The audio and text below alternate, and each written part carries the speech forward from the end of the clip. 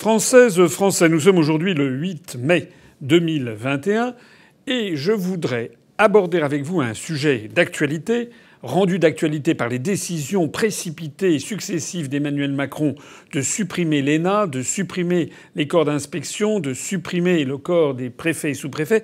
Je veux parler du problème des énarques et de l'École nationale d'administration.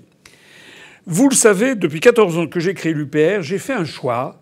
Ce choix consiste à dire aux Français ce que je crois être la vérité et non pas aller courir après l'avis de tel ou tel pour faire en fait de la démagogie et être toujours du côté de celui qui hurle le plus fort. Je vais donc faire ici une vidéo pour vous montrer que les énarques ne sont finalement que des hauts fonctionnaires et que des êtres humains comme tout le monde, avec leurs qualités et leurs défauts, qu'ils ont des qualités et des défauts, que certains ont plus de qualités que d'autres sans doute, et plus de défauts que d'autres, mais qu'au bout du compte, faire porter tous les maux de la France sur les énarques et sur l'énarchie témoigne d'une vision complètement coupée de la réalité et fantasmatique. Le temps n'est plus depuis belle lurette où les anciens élèves de l'ENA représentaient les 3/4 des membres du gouvernement et dirigeaient un très grand nombre d'entreprises publiques, la plupart d'ailleurs des entreprises publiques ayant été privatisées. Cette fixation anti-énarque constitue, et je vais essayer de vous le prouver, un moyen commode utilisé par les démagogues pour désigner des boucs émissaires au lieu de s'interroger sur les véritables responsabilités. Alors je vais entrer avec vous dans le vif du sujet. On relève en gros 5600 anciens élèves de l'ENA. C'est le nombre donné sur la notice de l'ENA sur Wikipédia, dont environ 4000 énarques vivants. Sur ces 4000, le nombre de ceux qui sont connus par le grand public ne dépasse certainement pas 60 ou 80, et encore en comptant large. Ça signifie que 97 à 98% des énarques sont inconnus du grand public. Une minorité d'entre eux a quitté l'administration et travaille dans des entreprises.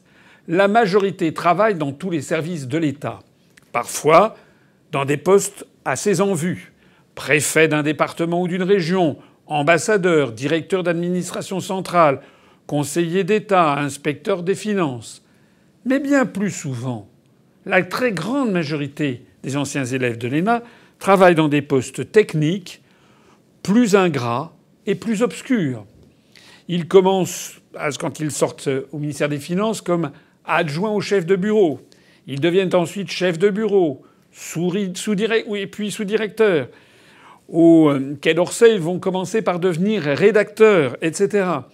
En 2011, la notice de l'ENA, sur l'ENA de Wikipédia révélait qu'il existait 31 parlementaires issus de l'ENA. Or, la France compte 992 parlementaires, 577 députés, 343 sénateurs et 72 membres du Parlement européen. Cela signifie donc que le pourcentage d'énarques parmi l'ensemble des parlementaires, députés, sénateurs, députés européens, était exactement de 3,12%. Quand vous sortez dans la rue pour protester contre la réforme des retraites, ce n'est pas M. Macron ou auparavant M. Hollande qui sont en cause. C'est que ces décisions nous sont imposées par l'Union européenne, où il n'y a pas d'énarque. C'est pas l'énarque qui est dans le bureau au ministère des Affaires sociales qui fixe la politique. Lorsque les Français descendent dans la rue pour défendre les services publics, pour défendre la SNCF, pour protester contre le projet de démantèlement d'EDF, ce ne sont pas des énarques qui en décident, ce sont des obligations qui viennent de Bruxelles et de la Commission européenne. Passons en revue, par ailleurs, quelques-uns des principaux responsables politiques des grands choix stratégiques qui ont été faits par la France depuis la fin de la Seconde Guerre mondiale. Charles de Gaulle n'était pas énarque, évidemment, l'ENA n'existait pas à son époque. Mais Jean Monnet n'était pas énarque.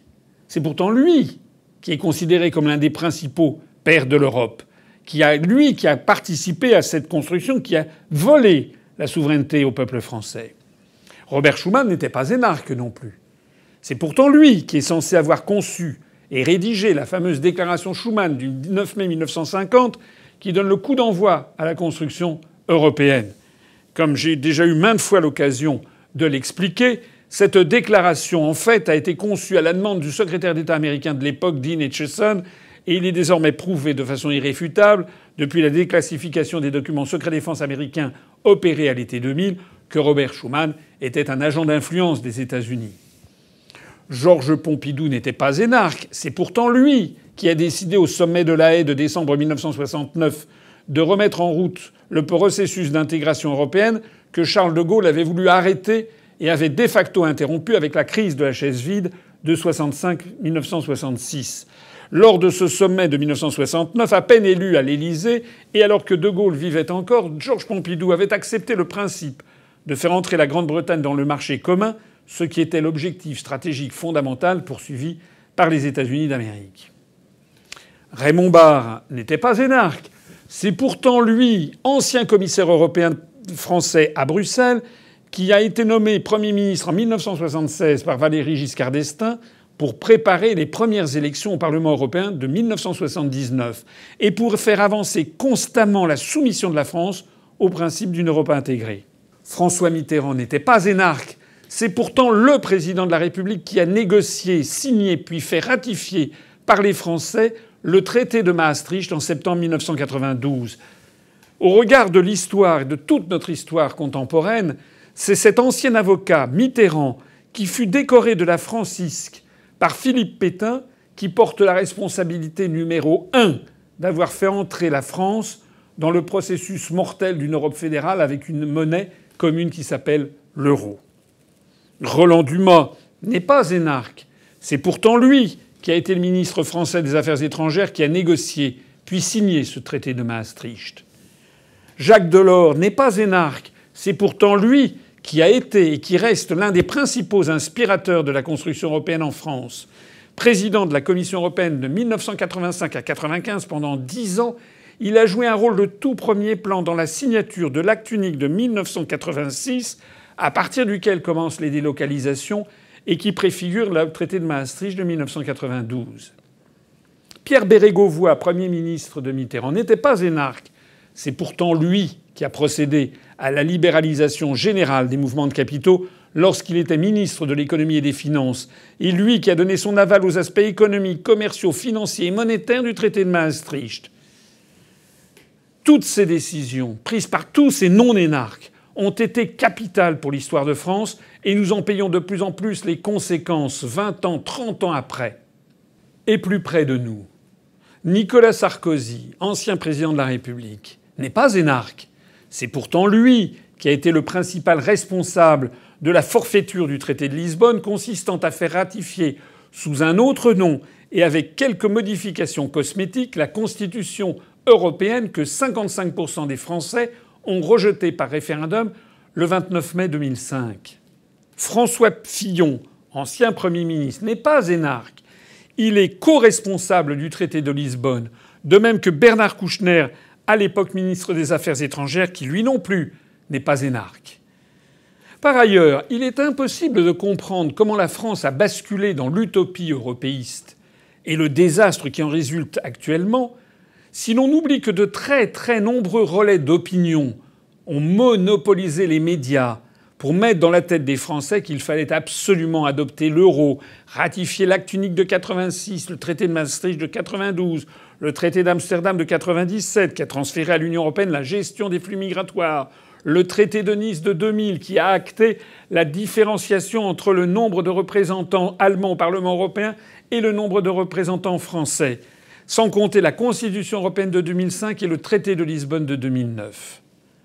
À cet égard, la responsabilité et le rôle des grands dirigeants de la télévision, de la radio et de la presse française, publique comme privée, a été considérable dans la formation de l'opinion publique sur ces choix décisifs. Et qui étaient ces responsables de la formation de l'opinion publique ?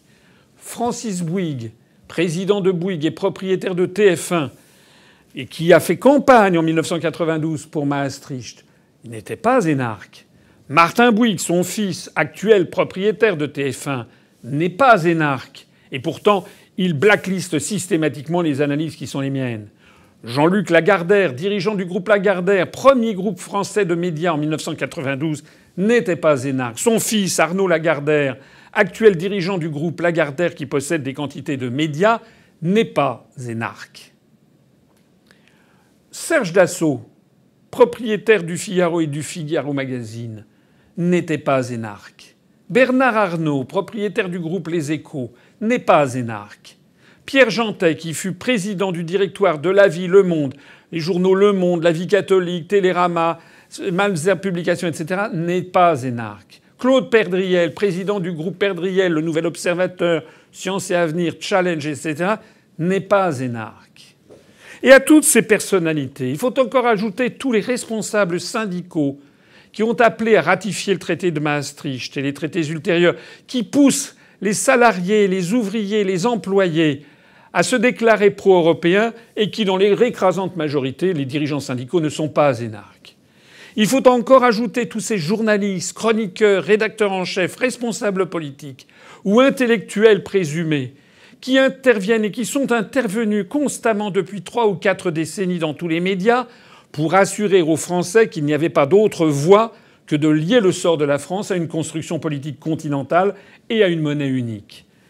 Citons ainsi parmi tous ces influenceurs de l'opinion publique Jean Boissonnat de l'Expansion et de la Croix, qui n'est pas énarque, Claude Imbert, qui n'est pas énarque, Jacques Julliard du Nouvel Observateur, qui n'est pas énarque, Georges Suffert du Point, qui n'est pas énarque, Jean-François Kahn de l'Événement du Jeudi, puis Marianne, qui est maintenant acquittée et partie à la retraite, qui n'est pas énarque, Franz-Olivier Gisbert de Libération, puis du Figaro, qui n'est pas énarque et qui a pesé lui aussi de tout son poids en faveur des traités européens, Alain Duhamel, qui n'est pas énarque, Christophe Barbier de l'Express avec son écharpe rouge, qui n'est pas énarque.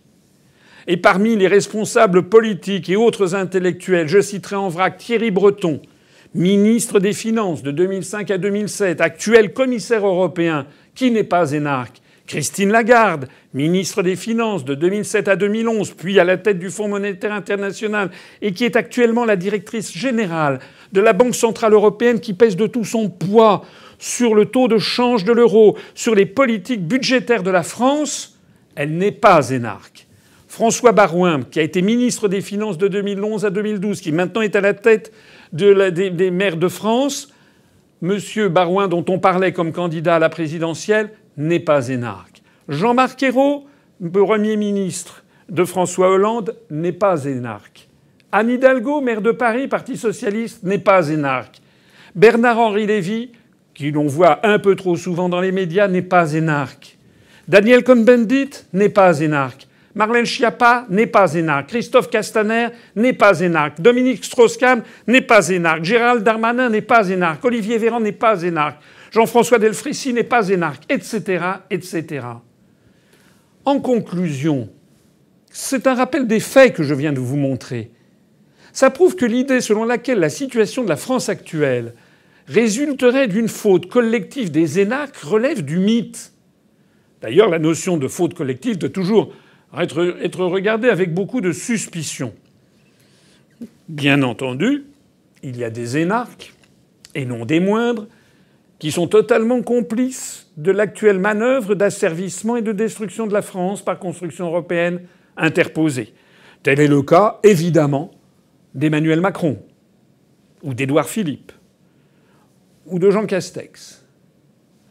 Mais il y a aussi des anciens élèves de l'ENA qui se battent, chacun comme il le peut, pour maintenir la souveraineté de la France, pour maintenir une résistance à la domination étrangère, qui essayent, chacun selon sa voie, de faire retour à la France souveraine et indépendante que nous aimons tous. Et je citerai notamment quelqu'un comme Jean-Pierre Chevènement, qui fut peut-être l'un des premiers souverainistes. Je citerai Philippe Séguin, regretté, Philippe Séguin, qui était énarque, Cour des comptes, comme Jean-Pierre Chevènement, qui était énarque. Je citerai aujourd'hui Nicolas Dupont-Aignan, Florian Philippot, et puis permettez-moi de me citer moi-même, car s'il y a bien quelqu'un qui a mis toute son ardeur, tout son courage et une certaine forme d'abnégation pour défendre le principe d'une France souveraine et indépendante, eh bien je pense que je peux être cité, et je suis un ancien élève de l'ENA. Mais l'écrasante majorité des énarques ne sont pas connus, sont des fonctionnaires qui font leur métier de fonctionnaire, un métier qui consiste à obéir aux décisions prises par les dirigeants politiques élus du pays. Et je connais un certain nombre d'anciens élèves de l'ENA. Il y en a d'ailleurs parmi les adhérents de l'UPR. Je connais un certain nombre d'anciens élèves de l'ENA qui sont les premiers à trouver que les analyses que je développe sont justes, qu'il faut se battre pour elles, mais qui vivent un véritable drame personnel et professionnel. Ils sont obligés d'obéir au pouvoir politique. Le véritable problème de la France ne réside donc pas dans les énarques, mais dans un double phénomène. D'une part, nos dirigeants politiques sont certes formellement élus par les Français, mais ils ne le sont pas de façon démocratiquement satisfaisante. Ils ne sont élus que par défaut, parce que le débat démocratique est entièrement faussé par les médias qui présélectionnent les candidats d'un côté, en ignorent délibérément d'autres. De nombreuses officines de désinformation, des officines de sondage truqués, des officines qui diffusent dans le public des rumeurs complètent ce dispositif qui vise bien davantage à extorquer le consentement du peuple français qu'il ne vise à recueillir honnêtement ses volontés. D'autre part, deuxième problème essentiel, nos dirigeants ne dirigent plus grand-chose. Présélectionnés par les médias et ceux qui les tiennent, nos dirigeants sont en fait dirigés, vous le savez, par la Commission européenne, par la Banque centrale européenne, par l'OTAN et par l'ensemble des lobbies des plus grands groupes industriels et financiers que j'appelle volontiers une espèce d'oligarchie euro-atlantiste. Et tout cela est autrement plus important que le pseudo-pouvoir des énarques.